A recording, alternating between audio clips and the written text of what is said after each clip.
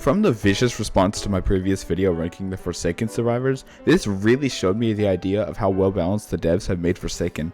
Literally nobody can agree on anything.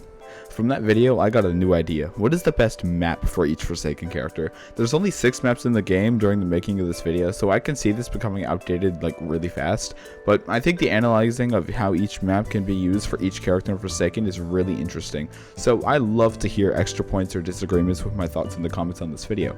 So let's get started. Starting with the 3 survivalists, all 3 of them were a bit difficult to choose purely because their abilities are made to help themselves survive. But for Noob, I think the best map is Horror Hotel.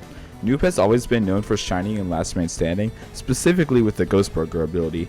This makes you not only nearly invisible but undetectable by the killer, so you can probably see why this is so powerful in Last Man Standing. Horror Hotel has so many small compact rooms and so many corners to turn, it can be painfully difficult to track somebody you can't see. This map is really small and is made up of corridors and one outdoor section, making it really powerful for most survivalists like Noob when it comes to hiding and sneaking away with Ghost Burger. The corridors can be weaved in such ways for the killer to lose you extremely quickly in this map, and Horror Hotel itself is pretty large. Following this trend, 007 also shines the most in Horror Hotel. It is easily the best map in the game to sneak around, and the clone ability literally acts like a Ghost Burger in itself, making you undetectable, partially invisible, and sends out a clone this time. So this is pretty much the same reasoning as Noob, but the clone is actually pretty useful. The most common time to use a clone, especially in a chase, is to send it out swiftly after turning a corner. And what does Horror Hotel have? Lots of corners.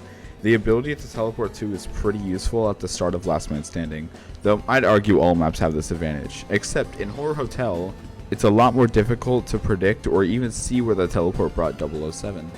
The clone is always typically more effective in this map because the clone can look way more like a real player, because the killer won't always have eyes on it to notice how much of a robot it is. In general though, Horror Hotel sufficiently benefits 07 in all of his abilities, being more or less perfect for the survivalist. 2-time? Honestly, I don't even know for 2-time. All I do is run, so I guess whichever map is the best for stalling the killer and looping. Honestly, it barely matters for this character, but I'll give it to Planet Voss for the amount of walls and corners there are to run loops around the killer. But if you have a better idea, please let me know. Elliot is a survivor that generally needs to stay away from the killer, with short moments to heal anyone who is being chased in some scenarios. I like to think maps with good safe spots such as glass houses or Brandon's place would work best, but I'll actually give it to Cool Carnival. This map has the perfect amount of hiding spots, safe spots, and corners to turn. It is probably the most versatile map of the game when it comes to movement and escaping, which benefits Elliot the most. Builderman is essentially under the question of how well you can place a turret and how well you can hide a dispenser, so I'll give him the glass houses. This map has some painfully annoying turret spots and a pretty amount of good spots to place a dispenser for other survivors. I also think Cool Carnival is a close second, having definitely the best dispenser hiding spots. Dusakar is definitely the most map-dependent survivor in the game, it's not even close. Both the spawn protection and plasma beam are used from long range, sometimes very long range, and are completely pointless without huge open areas to use it from. So this is a really difficult decision between Yorick's resting place or glass houses. Yorick's resting place is a safer area of the map and lets Dusakar protect someone from disgustingly far, but I'm actually going to give it to glass houses just because of the map size. Glass houses is a way smaller map and arguably just as open, so you can protect someone from almost anywhere, whereas Yorick's doesn't cover nearly as much from its high point. And I'll go on a bit of a rant here, but this survivor has a really big issue with map dependency, where half of them make Dusakar almost pointless and the other half make him really good. Unfortunately, Dusakar just cannot be balanced for this reason, but the option to be able to seemingly vote the next map in an upcoming update feels like it would fix this issue. Though, I'm really skeptical on how the community will abuse this factor. I'm really worried for the people who will begin ganging up and over-countering the killer in every scenario possible, so I really don't know how to feel about this feature. It's extremely worrying to me. Deciding Tap's placement here is essentially deciding which map is the best location to set up traps. Each map kind of has its own sweet spot of places to set up traps, such as the Ferris wheel in Cool Carnival or the cave and glass houses. But the best in my opinion is the castle in Brandon's place, especially with multiple taps on board. This place is so easy to stack tripwires in a way where they aren't all knocked out in one slash, and trip mines can be placed in almost unavoidable areas as well as being able to throw them off ledges in a few scenarios. Tap is currently way too good when stacked in this meta, and situations like these really exemplify my point.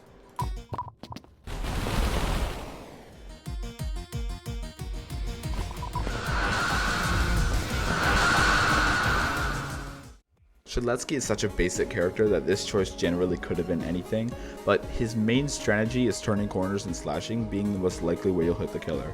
Reflecting this, I'm picking Horror Hotel again. Lots of corners to swiftly land a swing. Also, it is filled to the brim for hiding spots to heal up, but using corners is also a double-edged sword, sometimes when it comes to the killer's readability of the player, so you could argue that simply turning around and slashing at unexpected times is better, but Horror Hotel is generally a pretty survivor-sided map, not really changing my opinion here. Guest is almost identical in every map. None of the maps make it any easier to block or punch, so I'll surround my decision around the charge ability, which has the potential for heavy knockback if the killer is running up a slope.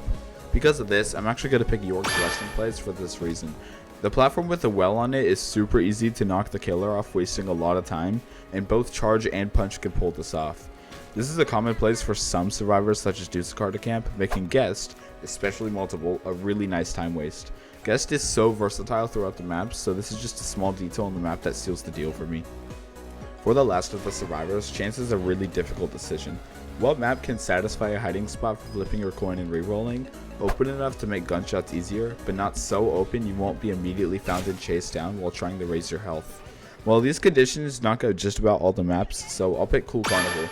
This is definitely the most versatile map in the game, as I mentioned earlier, benefiting just about every survivor in the game in some way. And for Chance's case, it has a really solid amount of hiding spots and open enough to make the gunshot not a painfully well-timed attack to hit. Moving on to killers, Jason only has melee attacks and 0 ranged. With no gimmicks requiring specific map features, this one's just going to go to glass houses. Literally only because it's the smallest map of the game with hardly enough walls to make it hard to track anyone. Cool Kid's biggest downside are walls, any kind of wall. With 0 tracking abilities aside from minions that are way worse than our normal tracking ability, he is horrible with maps that contain a lot of hiding spots, knocking out several maps for this list immediately.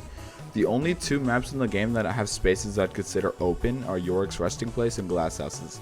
But Yorick's has one famous issue, it's too big, so glass houses wins again.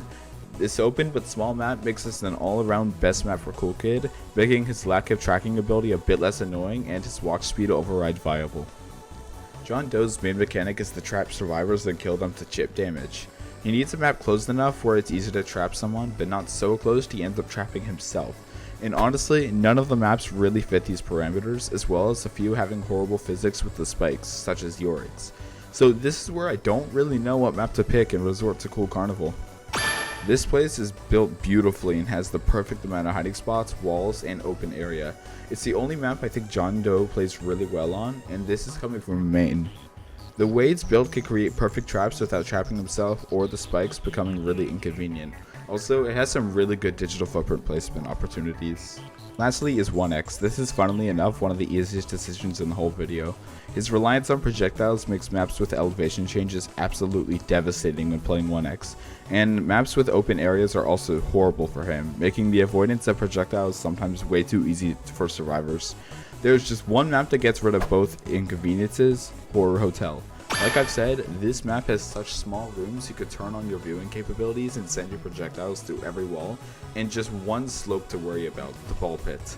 Compared to some maps with literally half a dozen elevation changes, the single safe spot for projectiles on the map is heavenly for Onex.